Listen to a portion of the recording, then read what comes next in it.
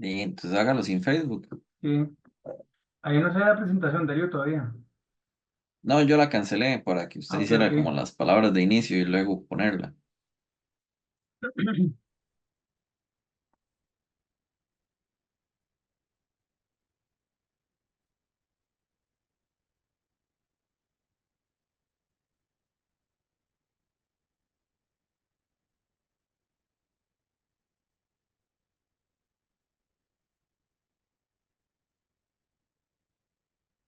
Muy buenas noches, les damos a todos y a todas. Muchas gracias por acompañarnos en esta nueva charla del proyecto de acción social que tenemos desde el Programa de Investigación en Desarrollo Urbano Sostenible y el Centro de Investigación en Desarrollo Sostenible CIEDES de la Universidad de Costa Rica. Esta serie de charlas busca aportar el conocimiento de temas de ordenamiento territorial y del trabajo que realizamos en PRODOS desde hace 32 años en elaboración de planes reguladores y otro tipo de estudios como vialidad, turismo, gestión ambiental. Les damos las gracias y la bienvenida. Esta noche tenemos al ingeniero Darío Vargas Aguilar, quien nos va a comentar aspectos muy importantes sobre temas de movilidad y vialidad en el contexto del plan regulador. El investigador Darío Vargas, ¿verdad?, se desarrolla en el programa de investigación en desarrollo urbano sostenible en PRODUS y también es docente de la Escuela de Ingeniería Civil de la Universidad de Costa Rica. Tiene amplia experiencia en la participación en planes reguladores. También ha trabajado en estudios de movilidad y de transporte, con transporte público también. Entonces, es una persona que ha desarrollado su expertise en estos temas y esta noche le agradecemos que venga a compartir parte de su conocimiento sobre el tema con nosotros. Y bueno, los dejaría aquí con Darío. Vamos a tener una sesión de preguntas al final. Pueden ir haciéndolas por el chat también. Y si no, abrimos los micrófonos en la parte final de la charla para poder hacer las preguntas necesarias. Muchísimas gracias nuevamente por acompañarnos en esta noche. Darío, adelante. Bueno, muchas gracias, Félix. Primero me gustaría verificar si se escucha bien el audio. Sí, está escuchando. Ok, bueno, perfecto, muchas gracias. Bueno, nuevamente darles la bienvenida, ¿verdad? Agradecerles acá su presencia. Como les dijo Félix, yo les voy a hablar un poquito, ¿verdad?, de lo que es la movilidad en el contexto de los planes reguladores. Entonces, en este caso, vamos a tener una pequeña pincelada, ¿verdad? Es un tema bastante amplio que quizá no se puede abarcar completamente en el tiempo que tenemos establecido para esta charla, pero por lo menos llevarles conceptos básicos, ¿verdad? Mejorar el entendimiento en el tema. Entonces, el contenido que vamos a hablar el día de hoy, vamos a empezar primero con un énfasis en la parte de vialidad y una vez que cerremos este tema, vamos a entrar en la movilidad propiamente en la peatonal, la ciclística y lo que corresponde a el transporte público. Entonces, para iniciar con el tema de vialidad, eh, primero es necesario comprender algo bastante esencial. En Costa Rica tenemos una jurisdicción, ¿verdad?, sobre las diferentes vías. Tenemos, según la ley número 5060, ¿verdad?, que es la Ley General de Caminos Públicos, una división entre rutas nacionales y rutas cantonales. Entonces, en este caso, las rutas nacionales, la ley le da la administración al Ministerio de Obras Públicas y Transportes, mientras que en el caso de las rutas cantonales, se da la administración a las municipalidades. Entonces, esto es relevante por cuanto el plan regulador, ¿verdad?, es un instrumento de planificación a nivel local. O sea, las municipalidades realizan una serie de reglamentos o una serie de elementos para poder regular el crecimiento que van a tener cada uno de sus cantones y hacia dónde quieren ir, ¿verdad?, las ciudades y cómo planean alcanzar esas metas. Entonces, en este caso, el hecho de que las vías nacionales, ¿verdad?, estén bajo la administración del MOP, genera una serie de limitaciones en el actuar municipal y en el alcance que puede tener el plan regulador sobre la vialidad.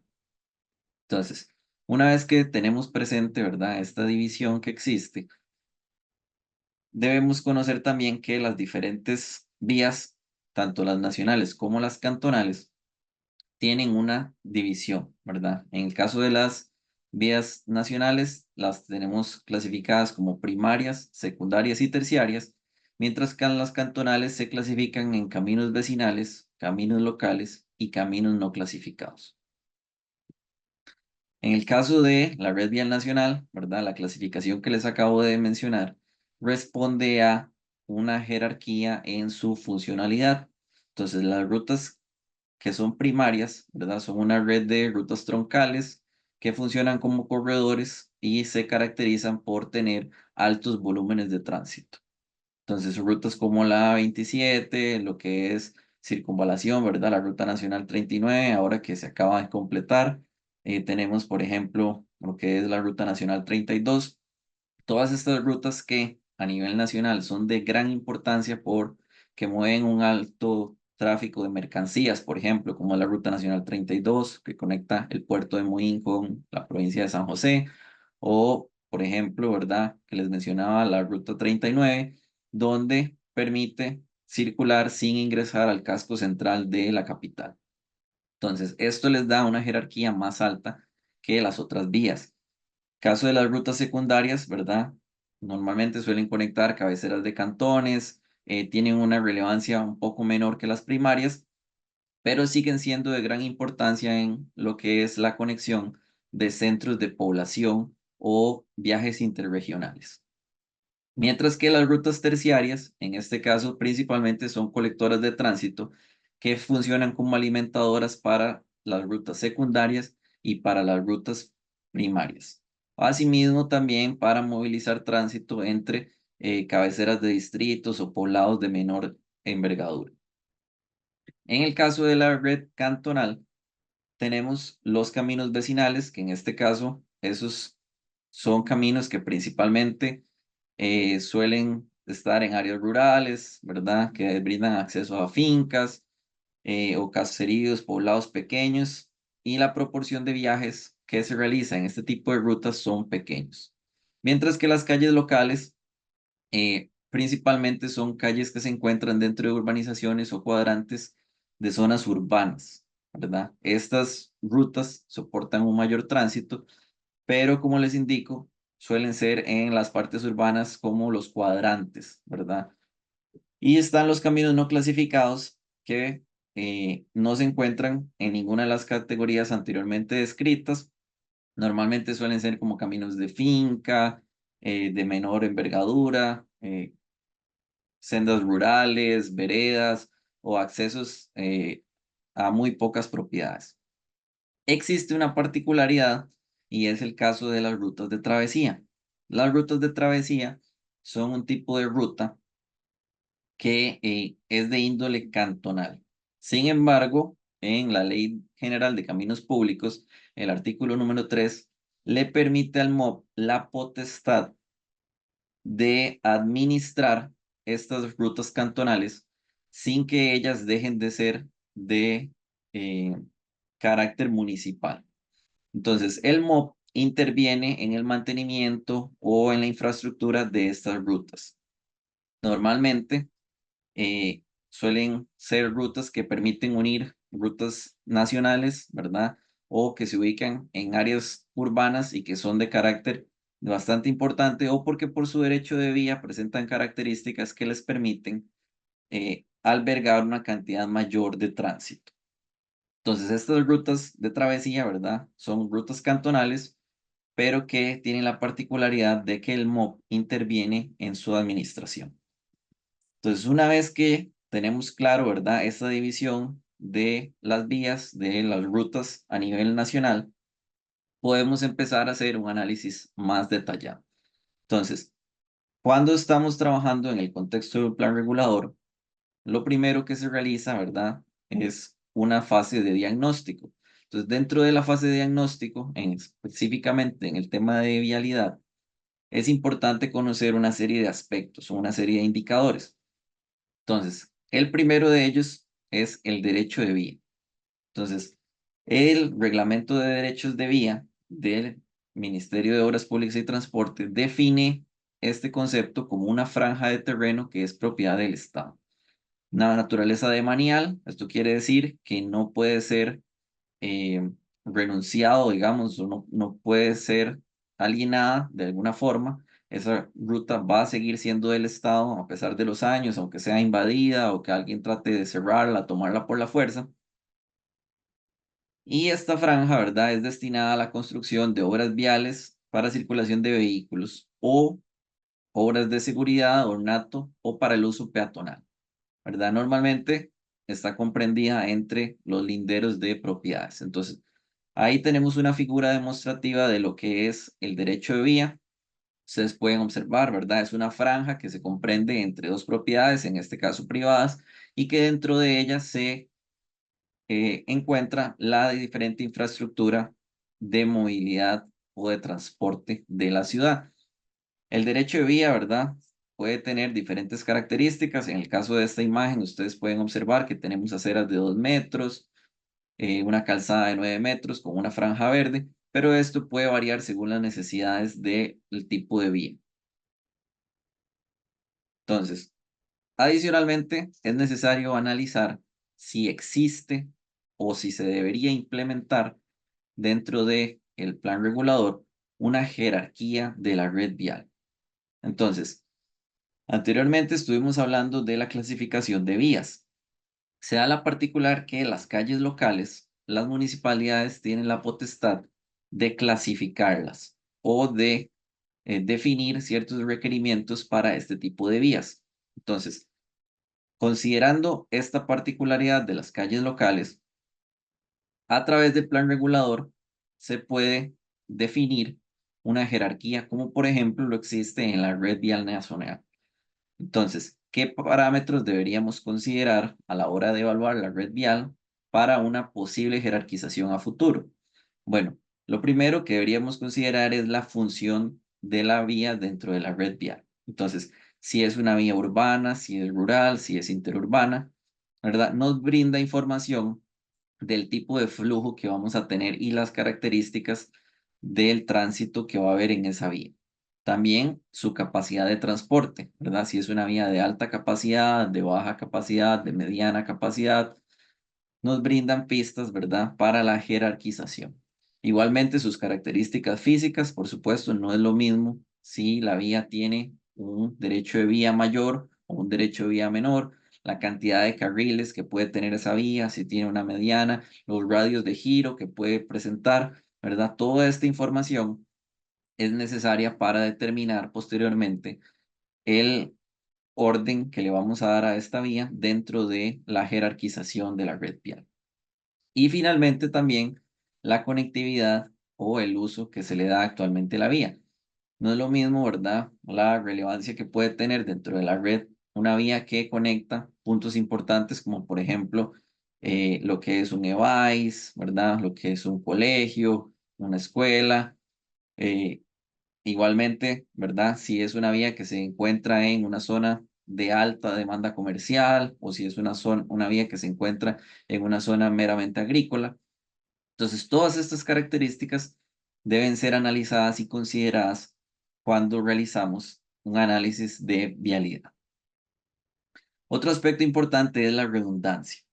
Entonces, la redundancia vial es básicamente la característica de la red vial que le permite a los usuarios contar o disponer de vías alternas. Entonces, acá podemos ver unas imágenes, ¿verdad?, que corresponden a la ciudad de La Plata, en la provincia de Buenos Aires, Argentina, que es una ciudad que tiene alta redundancia vial. Esta ciudad fue planificada de un inicio, ¿verdad?, considerando esta característica y es relevante en el entendido de que si hubieran algún tipo de evento, por ejemplo, un evento deportivo, ¿verdad? Que tal vez una vía frente a un estadio, por ejemplo, eh, necesitan cerrar la vía debido a la gran afluencia de personas, o hay un evento cultural, en el caso de Costa Rica, por ejemplo, ahora que pasó el 15 de septiembre, ¿verdad? ¿Cuántas vías tienen capacidad reducida o cierres debido a este tipo de actividades? O incluso algo tan común como puede ser un accidente de tránsito o una reparación rutinaria, ¿verdad? Entonces, el contar con vías alternas es bastante relevante y necesario de analizar, porque posteriormente, si no se cuenta con suficiente redundancia, es necesario empezar a implementar mejoras en la vialidad. Otro aspecto relevante, ¿verdad? Es la conectividad.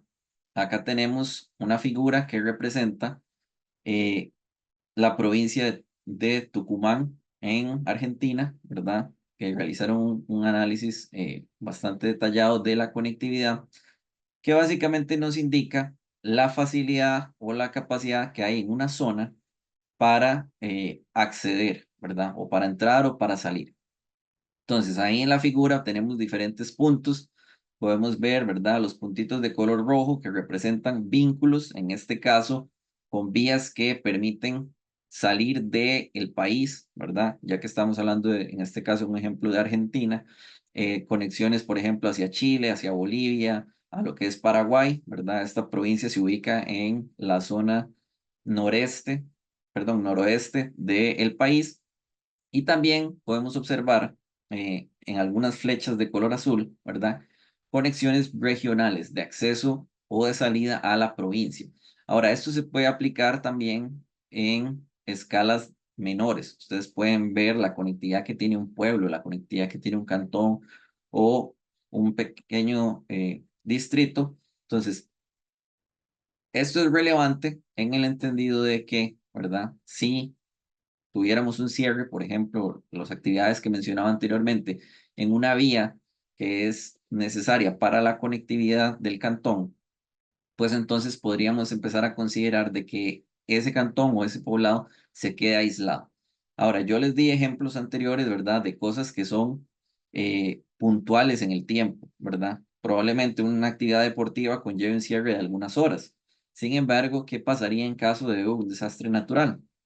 ¿Verdad? Pensemos en, no sé, se vino una crecida, ¿verdad? Y se llevó el puente y resulta que ese puente era el único punto de acceso que tenía un determinado poblado y entonces ahora todas esas personas que habitan ahí están incomunicadas y por un periodo de tiempo muy relevante que genera afectaciones importantes a su estilo de vida. También debemos considerar, ¿verdad? Lo que es el uso de suelo. Como les mencionaba antes, es bastante importante determinar las actividades que se realizan alrededor de las vías que existen. ¿Por qué? Porque según las actividades que tengamos en esa zona, ellas van a tener una cantidad de viajes, ¿verdad? Van a tener una demanda de atracción y una demanda de origen. Entonces, no es la misma la cantidad de viajes que se originan en una zona comercial que la cantidad de viajes que se originan en un área agropecuaria, por ejemplo, o en un área residencial, o la cantidad de viajes que atraen. En un barrio residencial, ustedes pueden ver que normalmente tenemos pocos viajes, ¿verdad? En comparación con lo que sería un centro comercial. Y por supuesto, en un área agrícola tenemos todavía menos cantidad de viajes. Entonces, esto es relevante para brindar la infraestructura adecuada o para eventuales usos de suelo. En el caso del plan regulador, como parte del plan, se da también lo que es la zonificación. Entonces, mediante el plan regulador se pueden establecer zonas y patrones de crecimiento. Entonces, áreas que queremos desarrollar de determinada manera en el futuro. Entonces, estas zonas necesitan tener la capacidad vial para responder a esa demanda futura. Entonces, conocer el uso de suelo actual y lo que se plantea para el futuro es de vital importancia para una adecuada planificación del transporte. También, por supuesto, tenemos limitaciones físicas, como es la topografía. Entonces, Eh, al lado izquierdo de la pantalla ustedes pueden observar un ejemplo del cantón de Goicoechea, ¿verdad? Donde tenemos una información base, que son las curvas de nivel. Tenemos información disponible por parte del el SNIP, ¿verdad? De diferentes áreas del país. En este caso, podemos visualizar, esto está en escala 1000, y a partir de esta información base podemos trabajar y hacer otros elementos relevantes como por ejemplo los modelos de elevación digital, que nos permiten determinar las diferentes elevaciones de una manera constante, ¿verdad? Pero también suelen ser base para otro tipo de análisis como pueden ser los modelos de pendiente. Entonces, a partir de esta información podemos determinar áreas o zonas que son más aptas para, por ejemplo, nuevas vías, en caso de que fuera necesario proponer una nueva vialidad para el cantón. ¿Por qué? Porque tenemos problemas de conectividad, porque no hay suficiente redundancia vial y se requiere mejorar estas características. Entonces, las elevaciones son fundamentales en el entendido de que impactan en las pendientes. Entonces, a mayor pendiente nos va a encarecer o incluso podría llegarnos a imposibilitar la generación de estas nuevas vías que podríamos estar planteando eventualmente. O podría dificultar el tránsito de los vehículos, lo que haría que nuestras vías no respondan realmente a los objetivos que nos estamos planteando con su construcción. Entonces, es muy importante analizar lo que son los aspectos físicos, como la topografía o la hidrografía. Entonces, les he venido hablando, ¿verdad?, de la posibilidad de plantear mejoras en la vialidad. Entonces, una vez que hemos realizado el análisis de los diferentes elementos que hemos mencionado,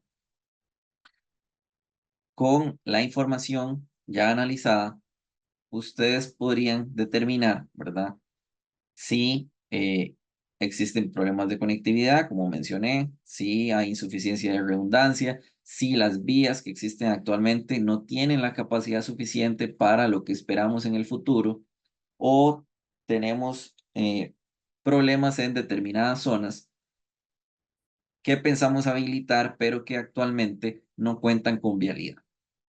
Entonces, estos desafíos los podemos llegar a solventar o a mitigar con la inclusión de nuevas vías. Ahí tenemos algunas figuritas, ¿verdad? Que corresponden a, por ejemplo, el poblado de Valle Azul en San Ramón, donde planteamos nosotros como parte del plan regulador cuando se realizó diferentes posibilidades de vialidad. Entonces, en este caso, es relevante analizar lo que sucede con los desarrollos inmobiliarios y esas propuestas de vialidad. Cuando ustedes están realizando propuestas de vialidad, es importante conocer los siguientes aspectos. Los desarrollos que se vayan a realizar deben alinearse a las propuestas que se plantean en el plan regulador. Una vez que estas son oficializadas, ¿verdad? Entonces, si alguien va a desarrollar, por ejemplo, un condominio, y acá tenemos una figura de lo que es el Cantón de Santo Domingo, centrémonos, por ejemplo, en la zona este de la Ruta Nacional 116, en lo que es el distrito de Santo Tomás. Acá tenemos esta línea naranja que se puede observar, que conecta varias vías, ¿verdad? Tenemos que conecta al menos 4 vías. Entonces, esta carretera, esta propuesta, generaría una redundancia vial importante para el sector, además de fortalecer la conectividad de norte a sur en el cantón. Sin embargo, consideremos, ¿verdad? Ahí se puede observar el catastro, que esa propuesta pasa por al menos unas 8 propiedades o 9 propiedades, ¿verdad? Entonces, cada una de esas propiedades es de un dueño diferente y no tenemos ninguna garantía de que esos dueños tengan el deseo, ¿verdad?, de realizar esa vialidad dentro de sus planes de desarrollo para la propiedad. Sin embargo, ¿verdad?, si estas propuestas son oficializadas mediante el plan regulador, los desarrolladores deberán, ¿verdad?, en este caso, adaptarse a esas condiciones, porque sería ya una propuesta vinculante para el desarrollo del cantón.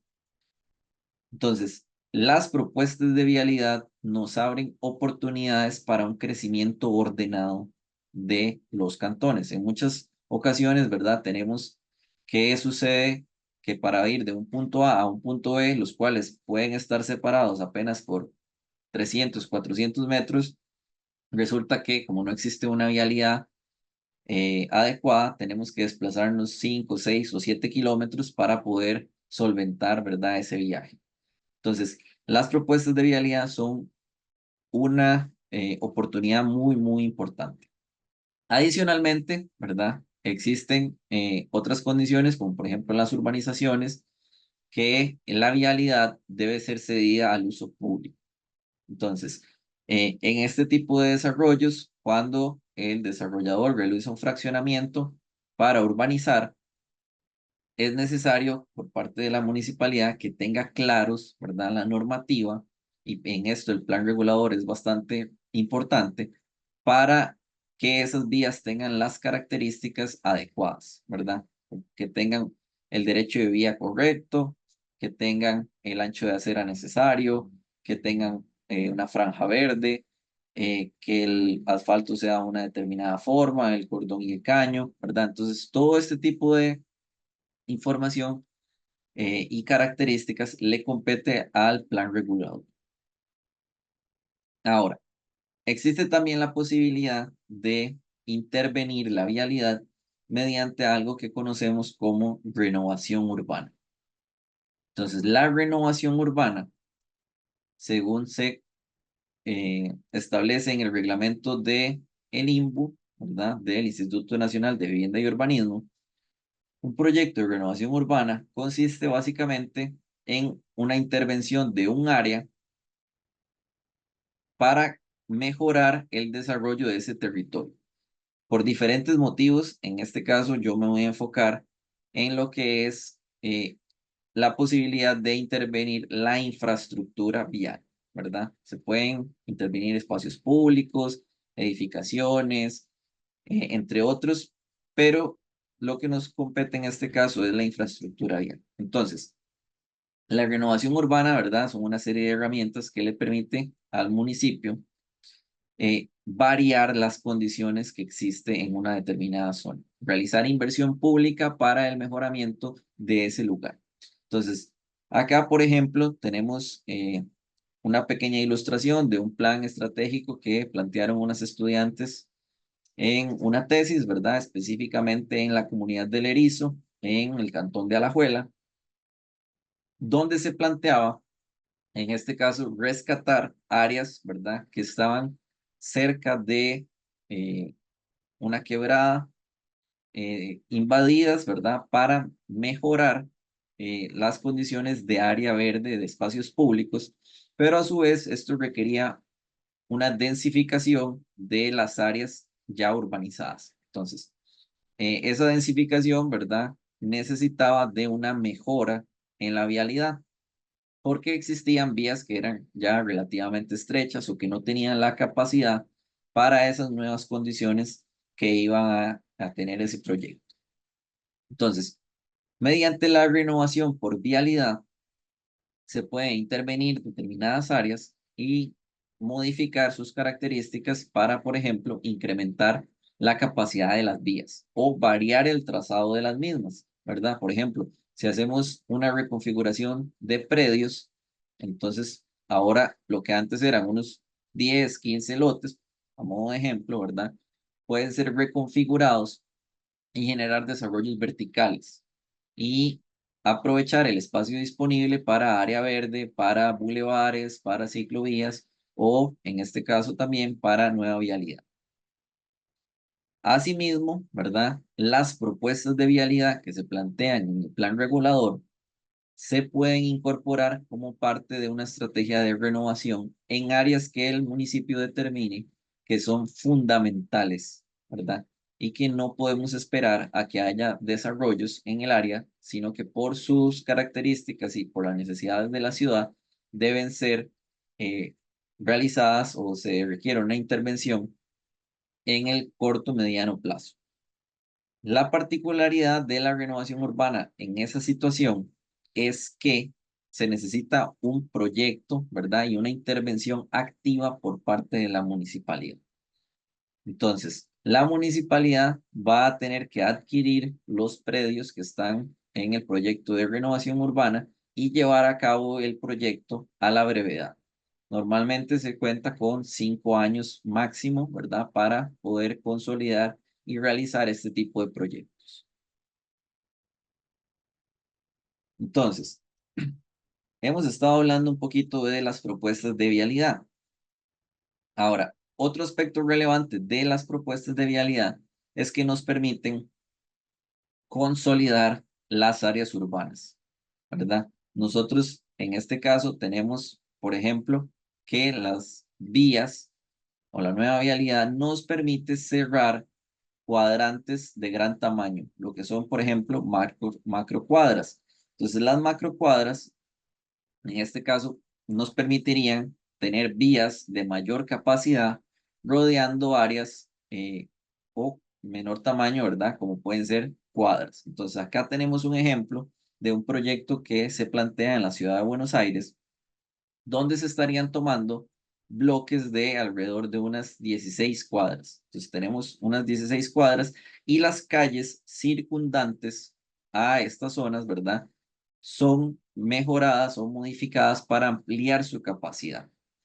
Entonces, la idea es, en este caso, que los vehículos circulen por estas vías de mayor capacidad, estas de la macrocuadra, mientras que las vías en la zona interna se puede disminuir la capacidad de vehículos y incorporar el espacio urbano que antes estaba incorporado por los vehículos para otros usos, como por ejemplo bulevares o ciclovías o incluso vías que sean exclusivas de transporte público para mejorar la movilidad a nivel local.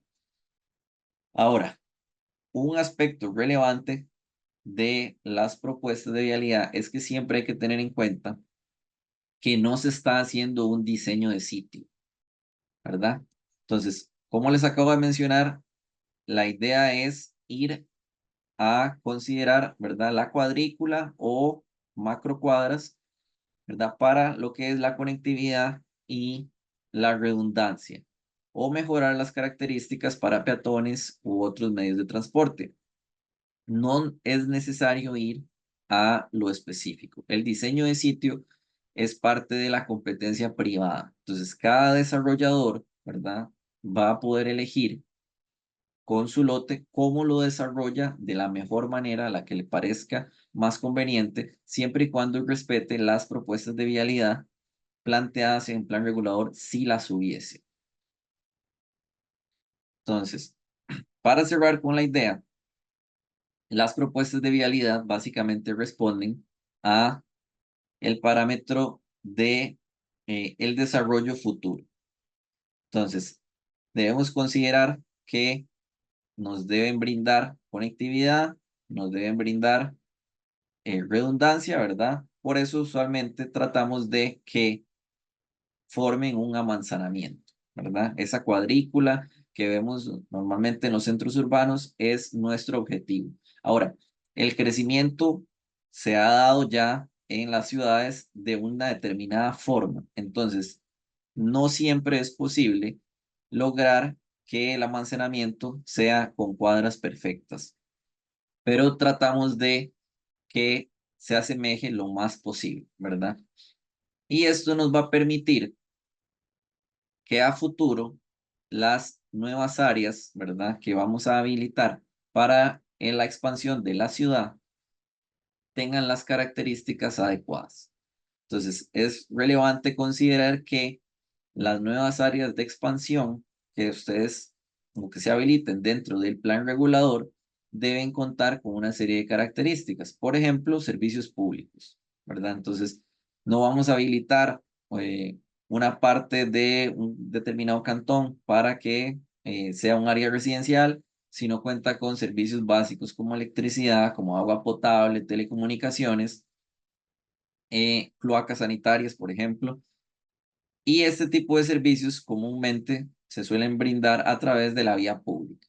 Entonces, si vamos a habilitar una nueva zona de expansión, usualmente solemos incorporar dentro de esta área propuestas de vialidad básicas que nos permitan garantizar un acceso adecuado a los servicios y otros elementos de carácter relevante.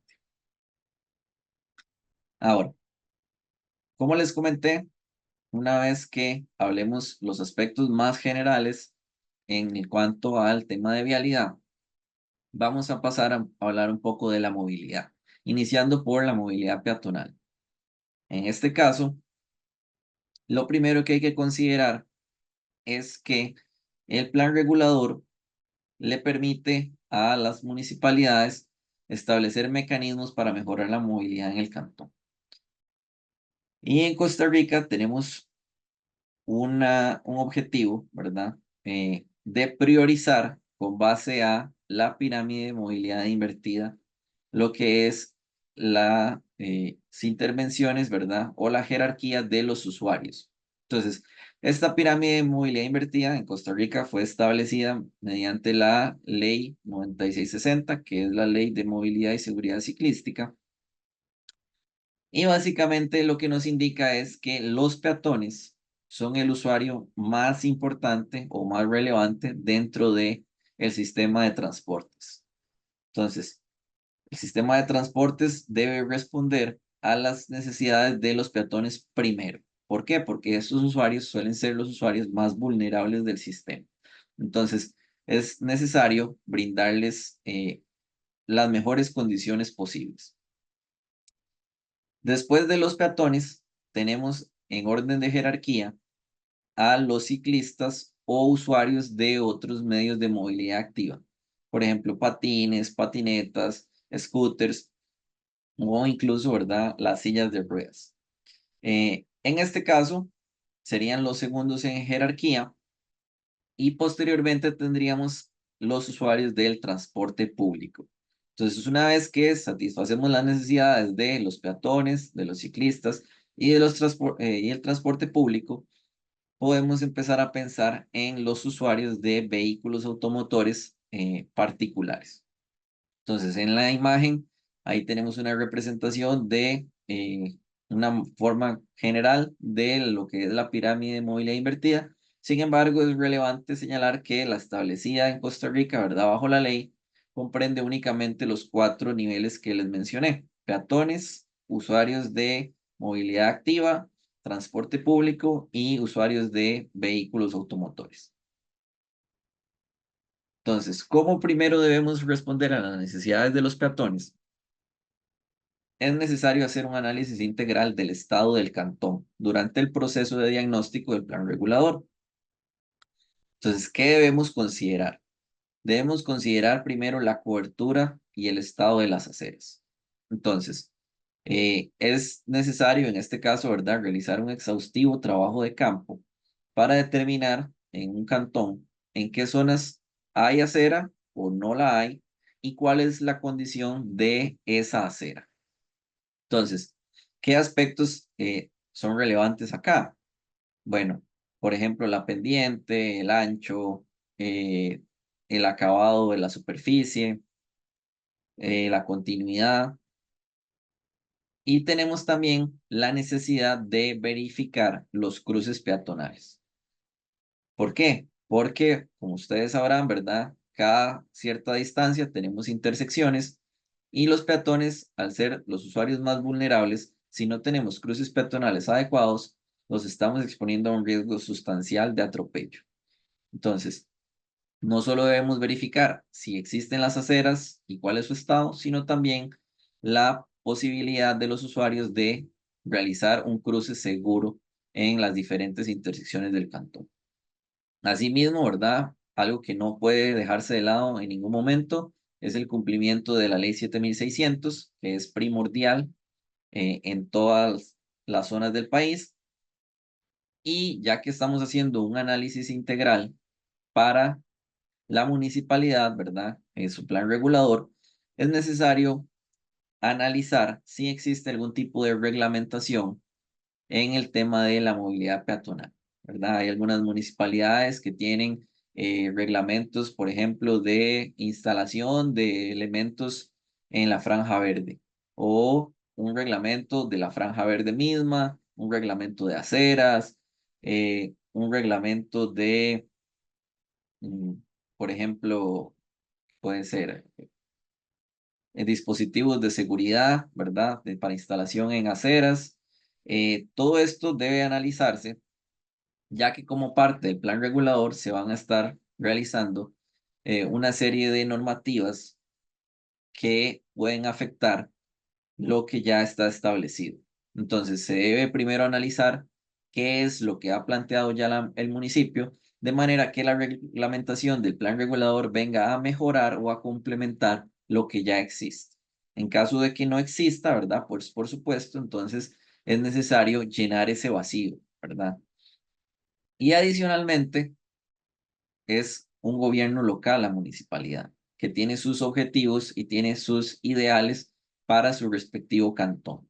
Entonces es necesario analizar también las políticas o las metas que se ha planteado el cantón en lo que son las políticas de los planes cantonales, ¿verdad? De movilidad y en el plan vial quinquenal en el cual ya se tiene planteada una serie de obras para realizar en el cantón en diferentes aspectos y uno de ellos, por supuesto, la movilidad peatonal.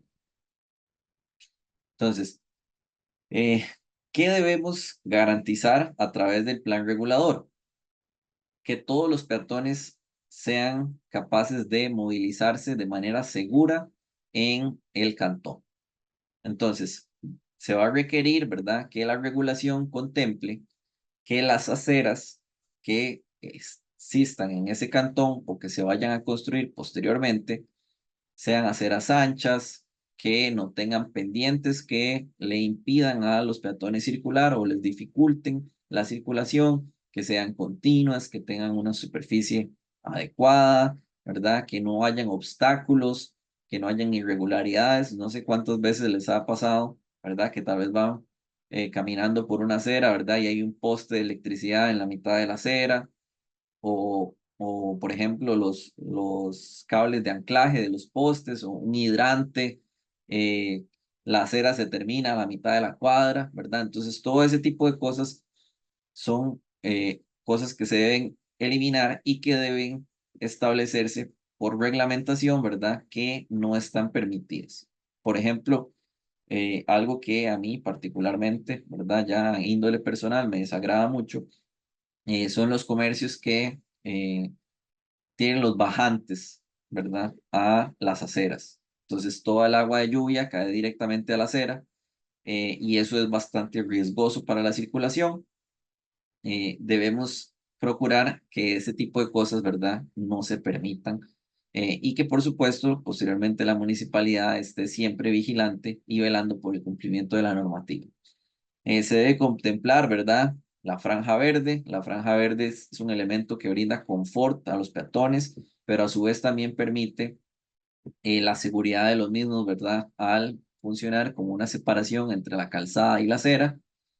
Y por supuesto, como mencioné anteriormente, los cruces peatonales, ¿verdad? Todo esto son cosas que debemos procurar dentro del plan regulador que se cumplan. Acá tenemos algunos ejemplos, ¿verdad? De implementación de políticas de este tipo en Costa Rica. Entonces podemos observar, ¿verdad? Unas aceras inclusivas, ¿verdad? Que tienen, por ejemplo, loseta táctil, ¿verdad? Que las pendientes son pendientes adecuadas, con un ancho bueno, ¿verdad? Con elementos de seguridad como barreras contra el tránsito, que tienen, por ejemplo, una franja verde, elementos como postes, ¿verdad? O letreros de tránsito que están ubicados dentro de la franja verde y garantizando un espacio adecuado de circulación o un ancho efectivo adecuado para los peatones. Algo que quería resaltar en este caso, ¿verdad? Respecto a la movilidad peatonal, es que actualmente contamos con una ley de movilidad peatonal. Entonces, esta ley establece diferentes aspectos en la materia eh, y dos de ellos son particularmente importantes. Yo acá quiero resaltar el del artículo número 7, que indica que los desarrolladores inmobiliarios deben entregar todo proyecto finalizado con obras de movilidad peatonal tanto internas como externas. Y será, ¿verdad?, por parte de la municipalidad la potestad de reglamentar los requerimientos para dichas obras y, por supuesto, no entregará permisos de construcción si hay un incumplimiento en este aspecto. Esto es muy, muy importante eh, porque muchas veces se dan desarrollos, ¿verdad? Inmobiliarios que no contemplan al peatón. Entonces, acá hay una herramienta legal eh, que le da a las municipalidades fortaleza, ¿verdad? Los faculta para impedir o detener ese tipo de desarrollos hasta que no se garantice que se tomará en cuenta la movilidad peatonal. Y vean que no solo es la movilidad peatonal dentro del desarrollo, sino también en las zonas externas según se establezca en los reglamentos respectivos. Reglamentos que se pueden trabajar desde el plan regulador y que incorporarían elementos como los que mencionamos anteriormente. Entonces, eso es muy importante, pero también me gustaría rescatar que hay desarrolladores que ya implementan este tipo de elementos, ¿verdad? Sin necesidad de que de una u otra forma se les fuerce o se les coaccione legalmente a realizarlo. Entonces, acá tenemos ejemplos, ¿verdad? Por ejemplo, al lado izquierdo se puede observar lo que es Avenida Escazú. En el lado derecho tenemos desarrollo de Al Este. Hay ejemplos como, por ejemplo, también Oxígeno.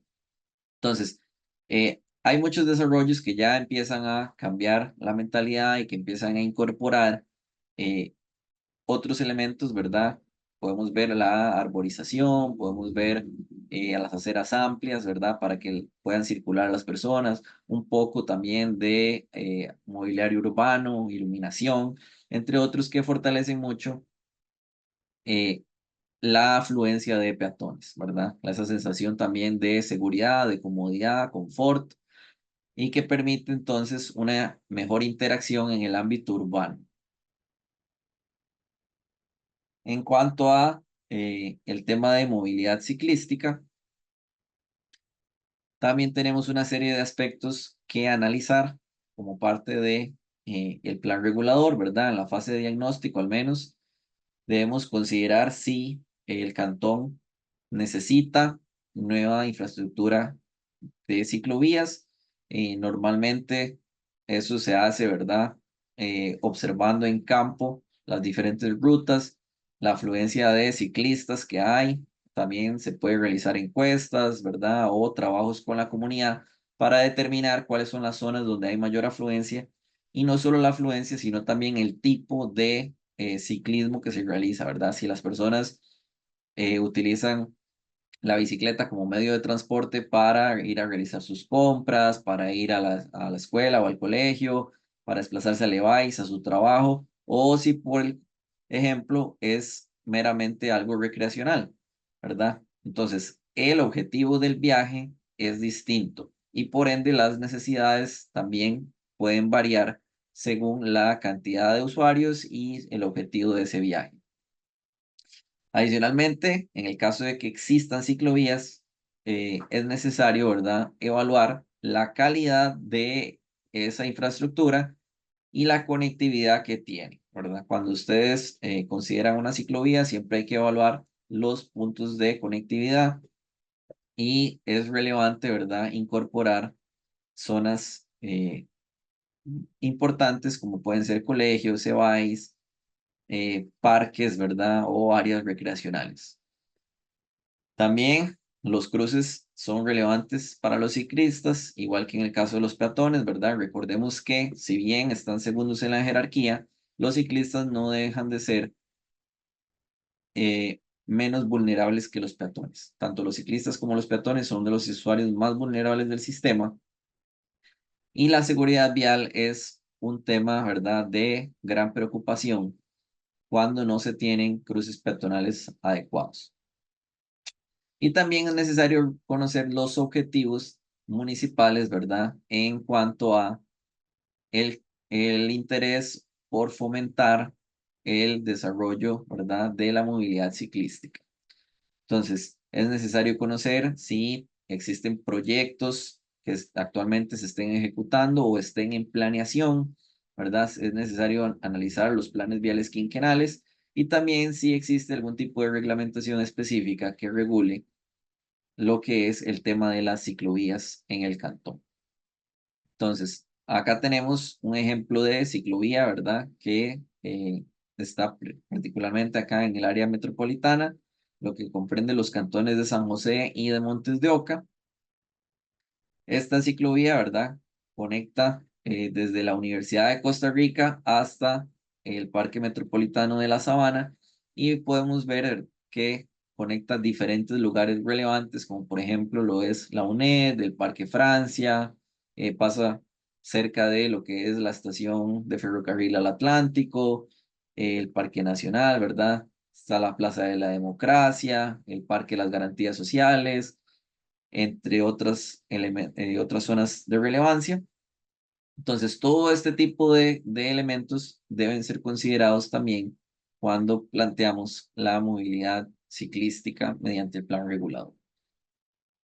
Entonces, vamos a plantearlo de manera concreta en dos aspectos. Lo primero, que es necesario que los ciclistas cuenten con infraestructura adecuada. Entonces, ¿verdad? Ahí podemos resumir lo que estábamos hablando anteriormente de la cobertura y la calidad, los puntos de conexión, y asimismo que requieren también contar con cruces seguros en las diferentes intersecciones, porque en una ciclovía donde no tenemos seguridad y una sociedad que en muchos casos pues le falta un poquito de cultura en el tema, ¿verdad? Pues vamos a realizar una inversión en una ciclovía que luego las personas no van a tener deseos de utilizar debido a los posibles problemas en lo que es la seguridad. Entonces, acá tenemos también algunos ejemplos en Costa Rica, ¿verdad? De algunas ciclovías. Tenemos a la izquierda lo que es la ciclovía en Cartago. Detalle importante, ¿verdad? Estas ciclovías, como ustedes pueden observar ahí, tiene una separación física con respecto a el flujo de vehículos motorizados.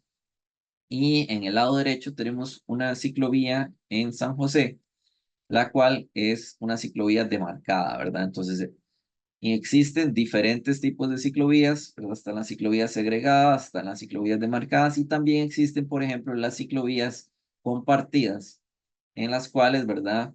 Tenemos un mismo carril, ¿verdad? Que comparten tanto con vehículos automotores como ciclistas, que normalmente, ¿verdad? Tienen velocidades de operación mucho más bajas para garantizar la seguridad del ciclista. Entonces, es importante considerar también el tipo de infraestructura que estamos analizando. Como parte del plan regulador, también, una vez que hemos analizado los diferentes criterios anteriores, podemos establecer o podemos plantear posibles rutas de ciclovías o de ciclorrutas, ¿verdad? Pueden ser, por ejemplo, ciclorrutas turísticas en caso de que, o ciclorrutas deportivas, si ese es lo que genera mayor demanda en el cantón. Acá tenemos un ejemplo de lo que es el cantón de San Ramón, ¿verdad? Cuando estuvimos trabajando con este cantón, pues ya ellos tenían una cierta propuesta establecida, ¿verdad? Para generar una ciclovía dentro de el área urbana del Distrito Central. Pero bueno, después de los diferentes análisis, se determinó que era posible ampliar la cobertura de esta ciclovía a otras zonas, ¿verdad? Por ejemplo, en la parte norte, en el distrito de San Juan, para conectar otras escuelas, ¿verdad? O parques, centros de salud, culturales y lugares de relevancia para facilitar esa movilización de personas. Entonces, ahora vamos a pasar al tema de transporte público. En el tema de transporte público, sí hay que hacer una salvedad importante. Y es que las municipalidades no tienen una competencia tan significativa en este tema. Entonces, en Costa Rica, el transporte público es manejado prácticamente en su totalidad por el Consejo de Transporte Público en lo que respecta a la operación y el servicio de las rutas de autobús y taxi, y por el Instituto Costarricense de Ferrocarriles en cuanto a los servicios de tren. Tenemos también, ¿verdad?, la intervención del ARECEP como ente regulador de las tarifas, pero los aspectos de infraestructura y los aspectos operativos competen principalmente a el CTP y al INCOFER.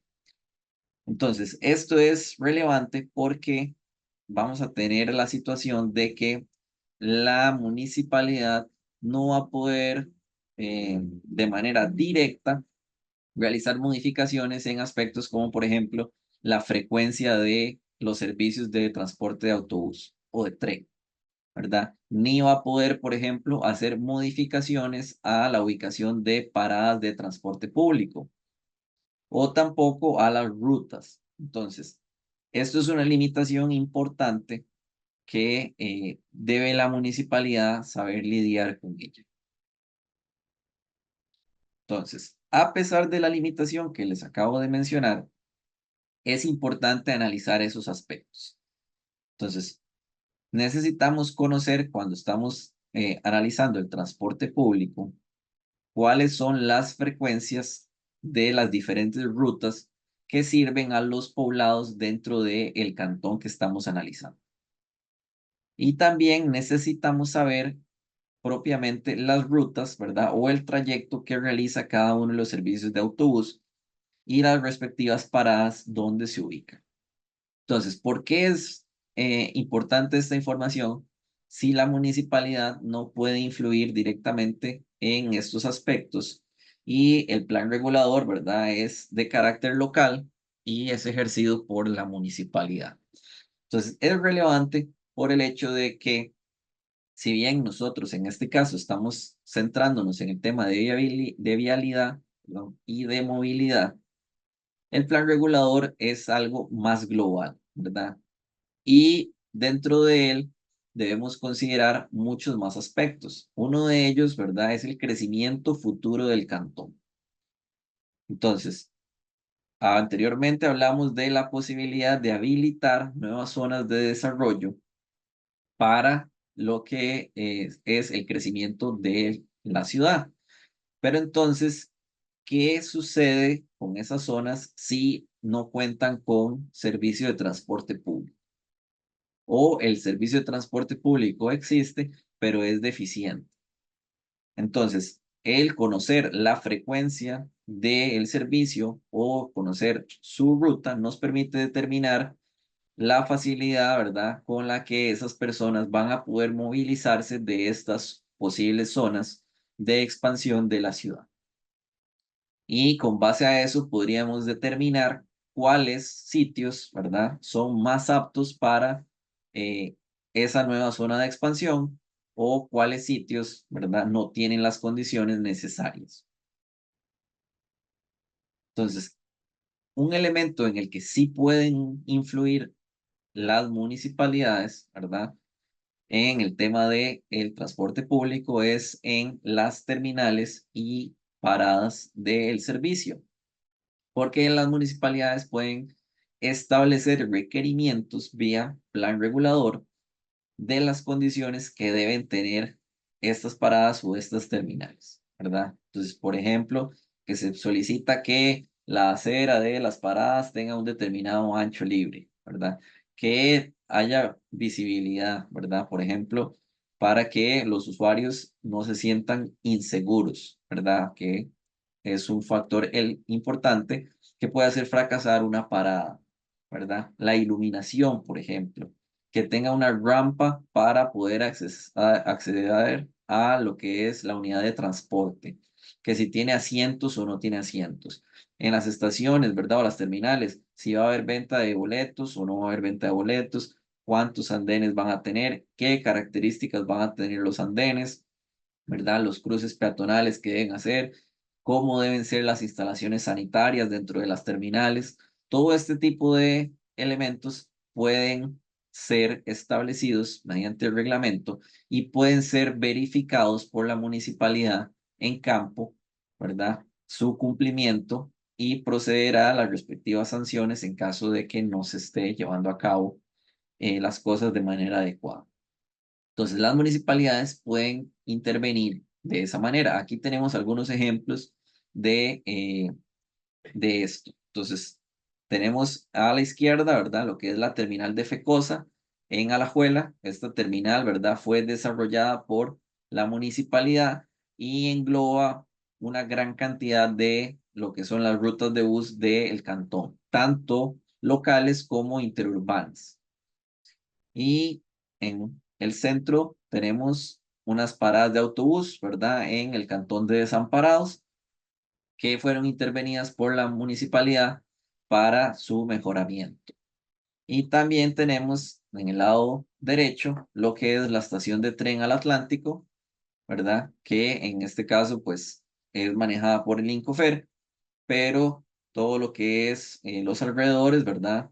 Corresponden a la municipalidad y personalmente considero que esta estación, ¿verdad? Se encuentra en muy buen estado.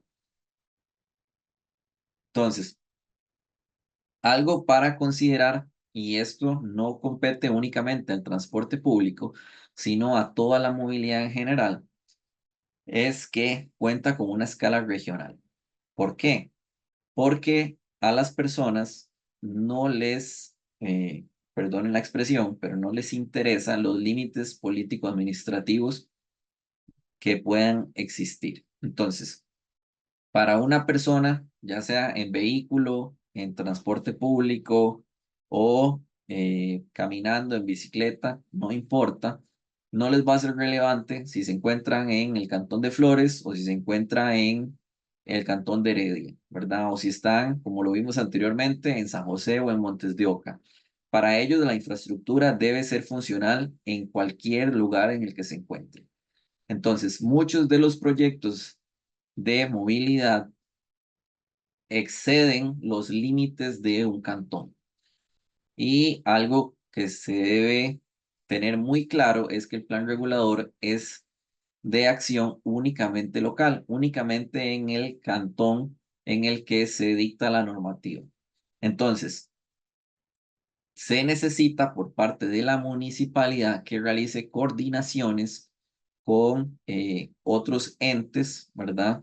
Públicos o privados o con otras municipalidades para garantizar que exista una visión regional de la movilidad, ¿verdad? Que los proyectos sean estandarizados o de una cierta calidad, independientemente de si es en mi cantón o en el cantón vecino. Entonces ahí, por ejemplo, tenemos eh, una imagen que nos muestra lo que es la división de la sectorización para San José. Entonces ustedes ahí pueden ver claramente, vean que tenemos, por ejemplo, el sector de Escazú Santa Ana, ¿verdad? Tenemos el sector Tibá Santo Domingo, Guadalupe Moravia, San Pedro Curridabat, Uruca Heredia, ¿verdad? Que ya en sí mismos comprenden más de un cantón.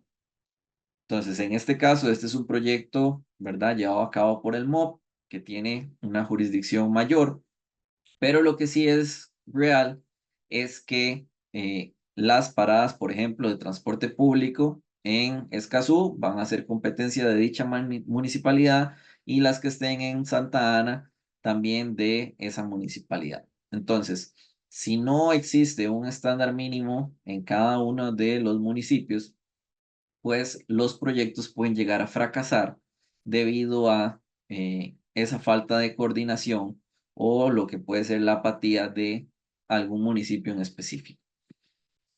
Asimismo, además de que los proyectos de movilidad deben considerarse a escalas regionales, también se debe considerar lo que es la intermodalidad, ¿verdad? Entonces, necesitamos que haya interacción o conectividad entre los diferentes medios de transporte. Entonces, para ejemplificar ese concepto, acá tenemos una figura de lo que es o lo que fue el proyecto de tren, ¿verdad? Planteado en la administración de Carlos Alvarado, en el cual tenemos los diferentes sectores del proyecto de sectorización del transporte público y los puntos de interconexión que muestran, ¿verdad?, dónde se estarían realizando las conexiones con el tren. Y adicionalmente, ¿verdad?, si bien en este caso es una conexión entre tren y autobús, tendríamos que se necesita una intervención por parte de las diferentes municipalidades en infraestructura peatonal y ciclística para que los usuarios puedan también acceder a las diferentes paradas del servicio de transporte. Entonces vean que siempre se necesita que todos los elementos estén conectados. Ahora, vamos a hacer, ¿verdad?, una recapitulación o algunos puntos finales para pasar a la fase de preguntas. En este caso, me gustaría resaltar en los siguientes aspectos. El plan regulador, ¿verdad? En este caso es una oportunidad para realizar un diagnóstico integral de la movilidad y del transporte en los diferentes cantones. Muchas veces las municipalidades no cuentan con la información correspondiente o tal vez han analizado elementos puntuales, ¿verdad? Pero no tienen un análisis integral, lo cual el plan regulador sí les permite. Adicionalmente, ¿verdad? El plan regulador también permite dictar lineamientos o requerimientos básicos para que la infraestructura de transporte sea de calidad, ¿verdad? Y responda a las necesidades de los diferentes usuarios. Asimismo, ¿verdad? Nos permite la incorporación de propuestas de nueva vialidad o de mejoras en la vialidad existente para que la movilidad urbana sea más eficiente y para garantizar que la expansión futura de la ciudad se realice de forma ordenada y de manera adecuada. También quisiera resaltar, ¿verdad?, que con base en lo que hemos hablado, existen limitaciones importantes a lo que puede ser el actual de un plan regulador. Entonces, el plan regulador, si bien hace un análisis integral y puede plantear proyectos, ¿verdad?, de mejora en diferentes ámbitos y una reglamentación que garantice la calidad de esos proyectos y del actuar de los ciudadanos, también es cierto que eh, muchas de las mejoras necesarias competen a inversiones en infraestructura puntuales, ¿verdad? ¿Qué debe realizar el sector privado o la municipalidad? Entonces es una limitación importante del plan regulador porque el plan regulador puede plantear proyectos, pero no los ejecuta en sí mismo y compete a la municipalidad llevar a cabo eso. También tenemos otra limitación importante y es el hecho de que la municipalidad no es todopoderosa, digamos, ¿verdad? Tiene sus competencias de ley y algunos elementos, como por ejemplo el transporte público, están fuera de sus competencias. Entonces, es responsabilidad de la municipalidad el abogar para que existan mejoras en infraestructura. ¿Por qué? Porque es el caso de que si bien la municipalidad no puede directamente, ¿verdad? Como les decía antes, influir, por ejemplo, en la ubicación de paradas de transporte, sí es cierto que puede coordinar con el ente respectivo, ¿verdad? Para buscar una mejora en la situación de su cantón. Y esto es algo que ha sucedido, ¿verdad? Por ejemplo, las municipalidades de Alvarado y de Paraíso coordinaron con el Incofer y estuvieron muy insistentes, ¿verdad? Trabajando mucho con ellos hasta que lograron, por ejemplo, establecer estaciones de tren en sus respectivos cantones y que se restableciera el servicio que alguna vez existió a los mismos, ¿verdad? Que fue llevar el tren al cantón de Alvarado y, perdón, al cantón de Oramuno y posteriormente al Cantón de Paraíso. Entonces, no es competencia municipal, pero las municipalidades sí pueden interceder o abogar para que las instituciones las apoyen y les den mejoras en su situación. Bueno, por cuestiones de tiempo, ¿verdad? Esto lo vamos a dejar por acá. Espero que les haya sido provechoso. Es una pincelada, ¿verdad? De lo que se hace en este tema durante la ejecución de un plan regulador. Y entonces vamos a pasar a la sesión de preguntas.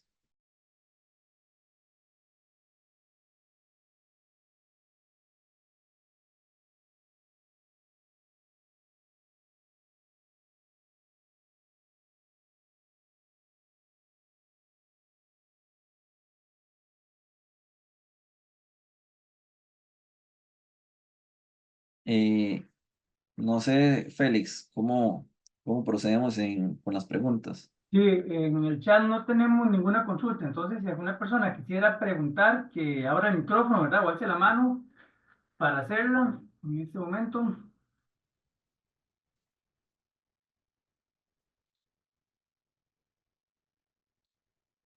O, ¿verdad? También que la vayan escribiendo en el chat, por favor.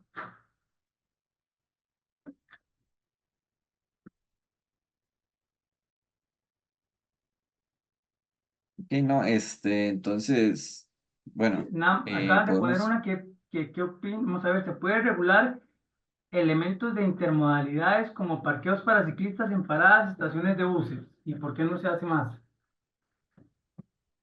Sí se Eso lo podría hace regular. don Aarón. Muchas gracias eh, por la pregunta.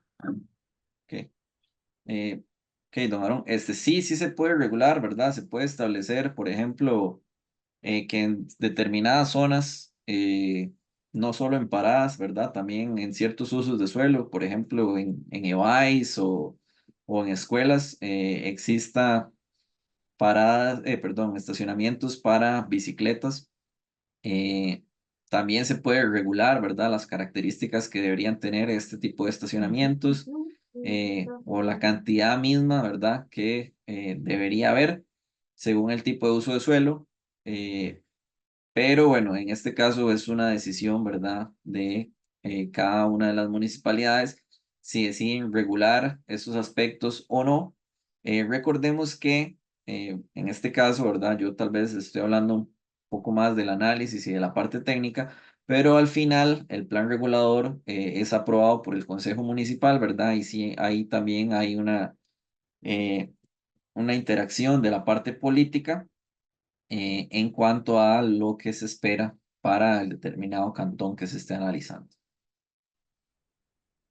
Bueno, muchas gracias, Darío.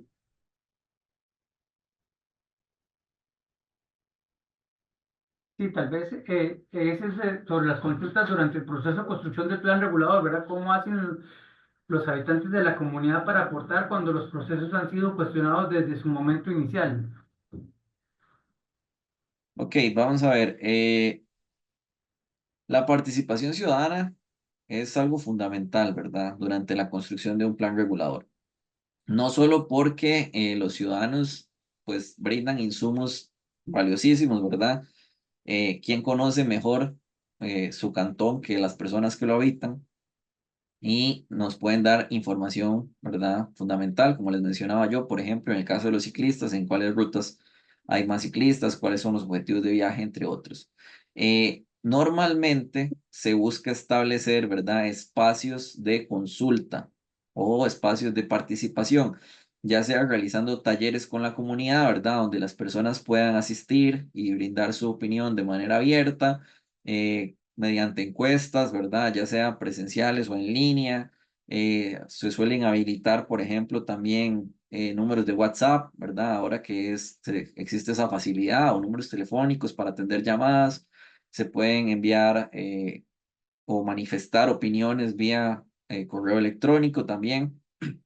Entonces, normalmente hay una serie de canales que están abiertos, incluso pueden haber consultas o recomendaciones que se remiten a la municipalidad y esta suele enviarlos bueno, al equipo consultor, ¿verdad? En caso de que se esté haciendo por alguien externo a la municipalidad.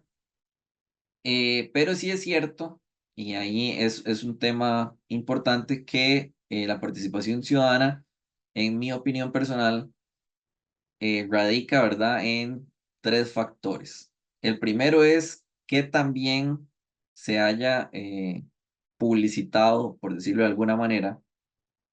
eh, Eso puede incidir, evidentemente, en que haya más o menos participación, ¿verdad? Entonces no es lo mismo que yo pegue un volante en la pizarra de la municipalidad, que lo van a observar a las personas que tal vez llegaron a pagar sus impuestos o hacer alguna consulta, a que yo haga publicaciones en redes sociales o, por ejemplo, pase con un vehículo autoparlante, ¿verdad? Eso es uno.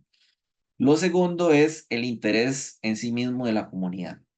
La realidad, la experiencia me ha dicho, ¿verdad? Que no importa qué tan bien publicite usted eh, algo, ¿verdad? O los espacios de participación, si la comunidad no quiere participar. Entonces, sucede mucho que se habilitan espacios, por ejemplo, se va a hacer una reunión en una comunidad, ¿verdad? Y llegan 6 personas, ¿verdad? En una comunidad de 5.000. Entonces, en ese caso, puede ser que después exista una resistencia de las personas que dicen, bueno, es que a mí no me consultaron, ¿verdad? Pero existe una imposibilidad física, una imposibilidad material de ir ahí casa por casa, ¿verdad? Preguntándole a todas las personas respecto a la opinión, sino que se abren espacios de participación y si las personas, ¿verdad? Deciden no asistir, pues entonces es una limitación que existe, ¿verdad? Ya sea porque la comunidad no desea o no sé, ¿verdad? Tuvo algún impedimento porque, no sé, había un choque o algo, no pudo llegar. Eh, y lo tercero es que aun cuando las personas participan, no se le puede quedar bien a todas las personas, ¿verdad? Yo puedo tener un determinado interés para el desarrollo de la comunidad. Félix puede tener un interés diferente que puede estar en conflicto con mi interés, ¿verdad? Y entonces siempre se generan anticuerpos o resistencia. Normalmente lo que se busca es que las políticas que se dicten dentro del plan regulador beneficien a la mayoría de las personas. Pero sí es cierto que suelen haber movimientos de personas que se ven afectadas de una u otra forma. Hay gente que sale ganando, por decirlo de alguna forma, ¿verdad? Porque resultó que su propiedad, ¿verdad? Está dentro de la nueva zona de expansión y entonces ahora va a tener una plusvalía. O resultó que hubo una persona que esperaba hacer un desarrollo grande y ahora su propiedad quedó en una zona que va a ser de protección y no va a poder realizar ese desarrollo, entonces hay un descontento. Entonces siempre está la parte de la participación ciudadana, ¿verdad? Que siempre hay cuestionamientos, pero se debe buscar siempre involucrar a la mayor cantidad de personas posible. Muchas gracias, Darío. Sobre el tema también tenemos ahí en la página de YouTube y Facebook, ¿verdad? Una charla que hicimos sobre participación ciudadana de parte de Jessica Álvarez López. Entonces, también podrían consultar en ese medio esa charla si tienen algunas dudas sobre el tema de participación. Y la última pregunta de don Felipe González, si gusta abrir el micrófono y la hacen. Hola, buenas noches. Muchas gracias por el espacio. Buenas noches. La consulta va en la capacidad de un plan. Bueno, ahora se mencionaba que en los planes reguladores se puede incluir cierta reglamentación y yo tengo la duda de si hay reglamentación, bueno, es decir, cada cantón tiene sus características a lo interno incluso en cuanto a los espacios el derecho de vía, ¿verdad? No todos son igual de homogéneos y hay unos que son mucho más reducidos. Y recuerdo el caso del manual, bueno, del Cantón de Alajuela, el Cantón Central, que tiene un manual de espacio público. Pero la consulta es, bueno, no sé si lo conocen en este sentido, se reglamenta mucho, ¿verdad? Hay muchas especificidades, cómo se debería diseñar dadas las características específicas de cada sitio. Pero mi consulta es si este tipo de reglamentos se pueden canalizar a través de los planes regulados, es decir, un reglamento que es bastante amplio, que contempla diferentes características de los espacios, si se puede canalizar a través de un plan regulador. Muchas gracias, Felipe. Ok, bueno, pensando tal vez en el ejemplo específico que me dio, sí se puede. La pregunta es si se desea que sea de esa manera. Eh, Hay que tener en cuenta, bueno, como usted ya lo mencionó, ¿verdad? Cada cantón tiene sus particularidades. Y como yo les mencionaba, esas particularidades no solo son en el entorno físico, ¿verdad? Como usted mencionaba, el derecho de vía, las construcciones que ya hay, el uso de suelo, sino que también en sus objetivos de desarrollo, ¿verdad? ¿Qué quiero yo alcanzar por parte de este cantón? Entonces, el plan regulador es una norma que lleva un proceso amplio, ¿verdad? Como mencionaba el compañero anterior, bueno, la consulta anterior, por ejemplo, se requiere participación ciudadana. Entonces, ¿cuántos espacios de participación ciudadana vamos a dar? ¿Cuánto tiempo requiere de eso? Adicionalmente, ¿cuánto lleva de tiempo el proceso de diagnóstico, verdad? ¿Cuántos lleva de tiempo el proceso de aprobación de las diferentes instituciones? El plan regulador, ¿verdad? No solo lo hace el equipo consultor, sino que adicionalmente, antes de eso, ya hubo un equipo municipal, ¿verdad? Que estuvo, por ejemplo, definiendo el presupuesto, el cartel de licitación, qué requerimientos quieren como mínimo para ese plan regulador. Se desarrolla por parte del equipo de consultor el proceso de diagnóstico, las recomendaciones o propuestas, ¿verdad? Tenemos la reglamentación, pero adicionalmente tenemos una serie de aprobaciones, por ejemplo, de la variable ambiental en lo que es SETENA, ¿verdad? Que tiene un periodo de tiempo también. Tenemos una aprobación por parte del limbo. Entonces hay un proceso, ¿verdad? También de audiencia pública, lo que es la aprobación por parte del Consejo Municipal. Entonces, ese tipo de cosas suele extender, ¿verdad? El periodo de ejecución del plan regulador. Entonces, un proceso de plan regulador le puede llevar los más expeditos, tal vez un año, 2 años o incluso un poco más. Depende de las revisiones en las instituciones, ¿verdad? Que a veces pueden tomar solo en Setena, digamos, 3 meses, por ejemplo, revisando la variable ambiental. Y consideremos que 3 meses son en caso de que no haya que realizar correcciones, ¿verdad? Porque si hubiese que realizar correcciones, sería necesario una segunda revisión. Entonces, si bien hay cosas que se pueden regular mediante el plan regulador, puede ser que los objetivos que tenemos en ese aspecto o en ese tema sean muy dinámicos. Entonces, tal vez hoy, por ejemplo, no sé, arborización. Hoy decimos que queremos, no sé, cedros, ¿verdad? Que entonces las franjas verdes del cantón de Alajuela tengan cedros. Pero resulta que mañana pasó alguna cosa y entonces queremos modificar eso para que ahora sean no sé, solo ciertos tipos de arbustos o queremos incluir que ya no sean solo cedros, sino que también pueda haber algún otro tipo de árbol, ¿verdad? No sé, considerando alguna urbanización, ¿verdad? De especies autóctonas. Y el plan regulador es relativamente rígido en ese sentido. Entonces, eh, imagínese lo que es tener que realizar todo ese proceso nuevamente, ¿verdad? Porque queremos modificar una determinada reglamentación en arborización. Entonces, hay cosas que, si bien se podrían regular mediante el plan regulador, suele ser recomendable que no estén dentro de él mismo, ¿verdad? La municipalidad también tiene la potestad de emitir sus propios reglamentos.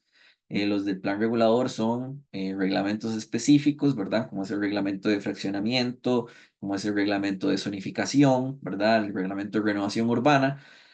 Entonces, las cosas o los elementos que queremos que haya una mayor flexibilidad no suelen ser incluidos en el plan regulador o no se recomienda que se incluyan ahí porque se dificulta la modificación, ¿verdad? De ese tipo de normativo.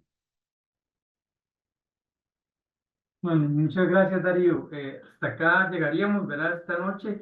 Les damos las gracias por acompañarnos. Los invitamos a la próxima charla, que seguramente va a ser del tema legal y planes reguladores. Estaríamos haciéndola en un mes, estimado.